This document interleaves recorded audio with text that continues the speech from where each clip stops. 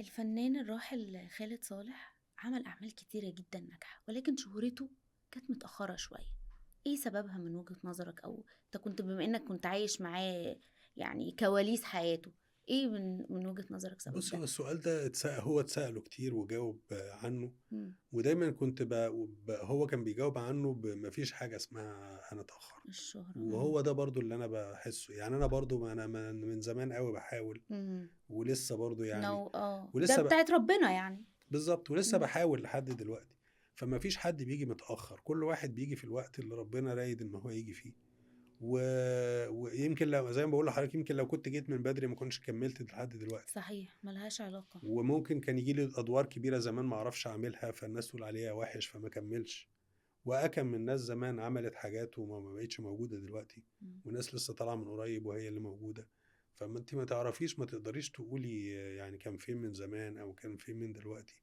هو كل واحد ليه وقت، ولكل واحد ليه نصيب، لما ربنا بيأذن بيبقى موجود فيه يعني. يعني مش سوء اختيار أعمال، لا مش كسل في البيت، مش كذا، مش لا قاعد لا. بقى ومكبر دماغه مش عايز يشتغل دلوقتي. لأن في فنانين كتير بتعمل أعمال ناجحة جدا جدا جدا، وبعد العمل ده تلاقيه قاعد سنتين تلاتة مش باين. هاي صح ولا لأ؟ هاي. مع إنه في العمل ده نور جدا وافتكرناه بشكل كبير قوي، بعد كده رجع يقولك لأ مش عايز أخد أي خطوة في عمل تاني عشان ما يكونش بنفس نجاح العمل اللي فات.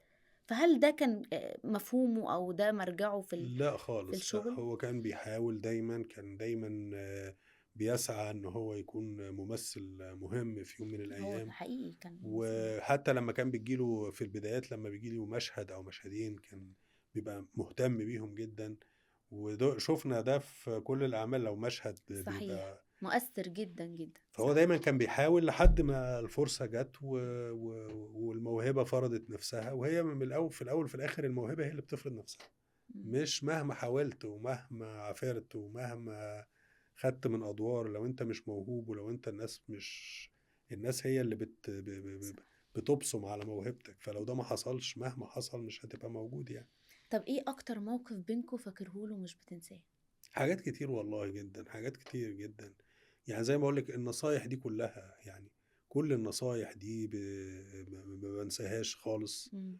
وبعدين انا مش ناسي اصلا، يعني انا ما فيش وقت بنساه.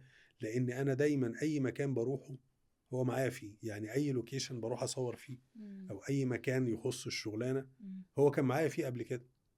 فدايما لما بروح استوديو مصر هو كان موجود هنا. فبفتكر الاوضه اللي كان فيها. لسه من قريب كنت في استوديو مصر وبصور حاجه ومش فاكر كانت ايه يعني.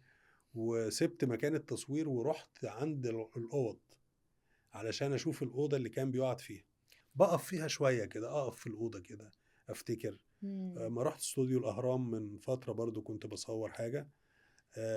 رحت الغرفه اللي كان بيقعد فيها. برضو رحت وسلمت على الناس اللي موجوده. بفتكر الايام اللي كنا مع بعض فيها، بفتكر كل لحظه، بفتكر كل حاجه. فما فيش حاجه انا ناسيها يعني، ما بنساش علشان افتكر حاجه دايما. المرحوم خالد صالح معايا في كل مكان. بفتكر كل مكان رحناه مع بعض، ربنا يرحمه ويغفر له. آمين يا رب. ويعني بس خلاص. احمد خالد صالح شبه بابا في ايه من وجهة نظرك؟ أحمد، باباه رباه كويس. مم.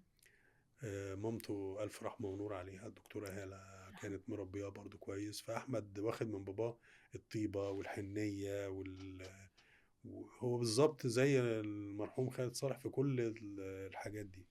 طيب، حنين. عنده صلة الرحم برضو من الحاجات المهمة في حياته. ربنا يحفظه ويجعله خير خلف لخير سلف.